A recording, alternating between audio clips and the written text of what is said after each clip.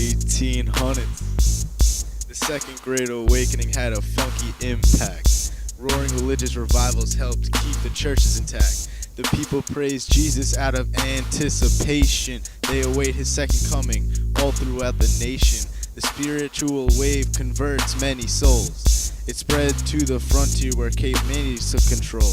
This is where the humanitarian reforms were stimulated, and where spiritually starved souls were activated. Peter Cartwright and the Methodist Circuit Rider Organization, seeking out sinners from remote frontier locations, calling upon these sinners to repent. But Charles Finley was a much different gent, leading massive revivals in the NYC. Old-time religion and women pray loud was a plea. He also denounced alcohol and slavery, and served as Ohio president eventually. Becomes a hotspot for revivalist activity and abolitionism. The most enthusiastic were the middle-class women.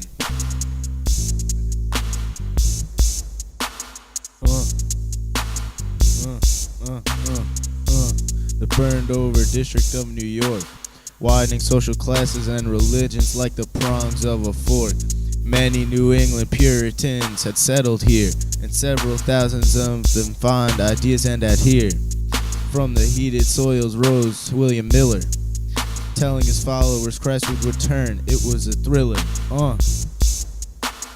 In October 1844, Christ did not return, but their hopes were only dampened and they were never burned. The East was touched less by revivalism. The rise continues of Presbyterians and Congregationalism.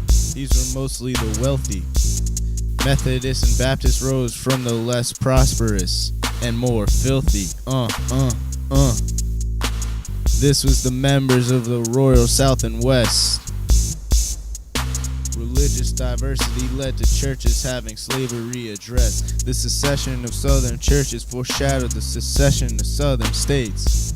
The relation is really, really great. Churches and political parties split. The union does likewise in a little bit. The Second Great Awakening, surging across the land. Second Great Awakening, reaching the common man.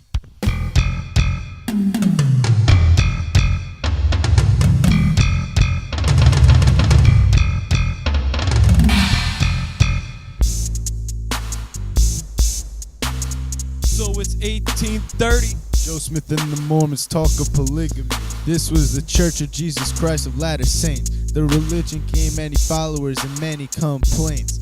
Founded because the golden tablets in NY claimed these were the books of the Mormon, and Joe Smith died.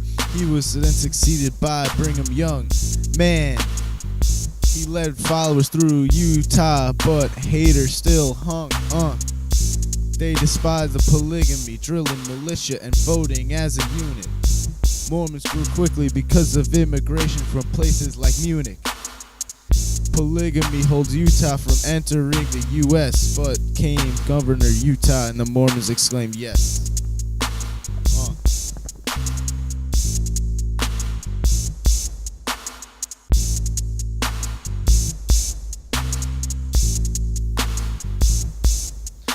Opposed to tobacco and profanity were reformers.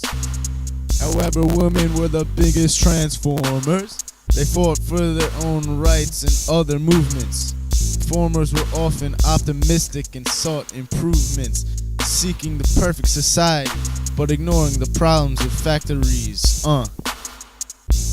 Even looking for reform in prison, fighting to remove imprisonment debt, and the people gradually listened. Criminal codes are softened. The mentally insane are treated poorly often. This leads to a reform by Dorothy Dix. Say what?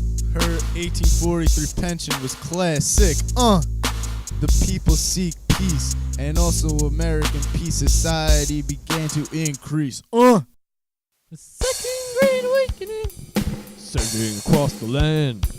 Second Great Awakening, reaching the common man.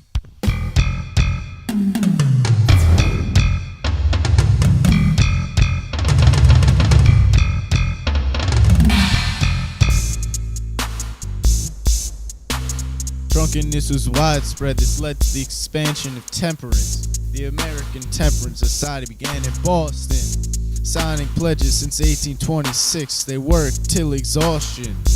They made pamphlets and wrote novels against alcohol. 10 nights in a barroom, and what I saw there, describing a town destroyed in awe.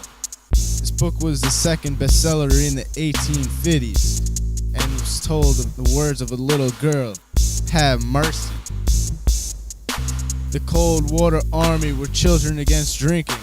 They helped make the move towards the straight edge thinking.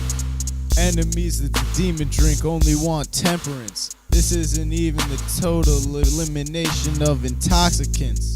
Temperance merely wants people to resist, but still many drinkers threw fits. Now the main law of 1851 prohibits the making and sale of intoxicating liquor. This was impossible, so it was repealed, and nothing different.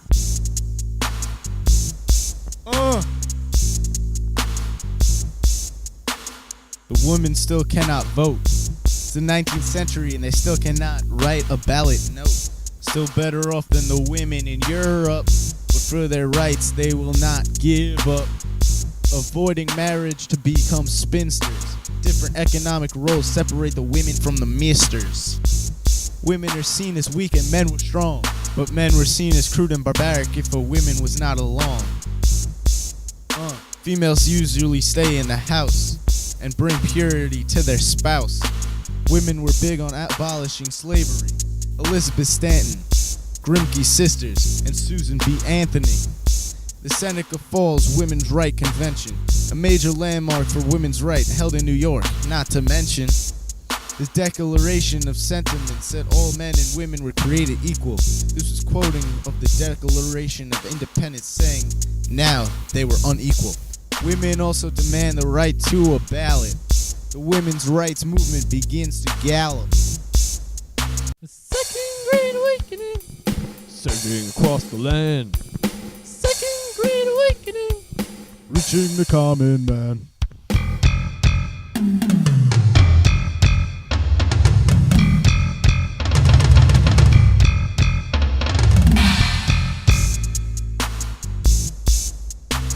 The American Colonization Society, transporting blacks from Africa, giving them no privacy. 1822, blacks live in the Republic of Liberia. No American slaves wants to go there. It didn't fit their criteria. By 1860, most slaves were not from Africa. They were native born in America. In 1830, abolitionism was yelled. Charles Finley inspired the abolitionist. Theodore Wells.